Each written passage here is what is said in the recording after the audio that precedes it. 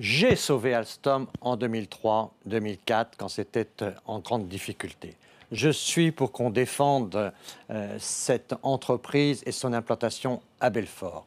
Je soutiens évidemment le gouvernement dans son bras de fer, mais le gouvernement agit bien tardivement. Je rappelle que le gouvernement est au capital d'Alstom, qu'il avait le temps de voir venir, et que d'autre part, nous payons là l'échec de la politique ferroviaire du gouvernement qui, supprimant l'écotaxe, s'est contraint à ne plus avoir les financements pour permettre un aménagement du territoire national qui donne au fer, au rail, toute sa place. Donc vous sanctionnez doublement le gouvernement. Est-ce qu'il y a eu, selon vous, défaillance et vacances du gouvernement, puisque vous nous dites effectivement qu'il avait tout pour être informé? Vacances, défaillance. Quand je vois que les élus, j'entendrai Cédric Perrin, le sénateur de Belfort à l'instant, quand je vois que les élus sont informés aussi tardivement et que l'État est actionnaire à 20%, mais qu'a fait l'État dans tout cela? Et là se pose la question de M. Macron. Parce que depuis un il a négligé ces dossiers, vous voulez dire? Ce dossier, on le voit venir. Ça ne se prend pas comme ça, une décision de cette nature.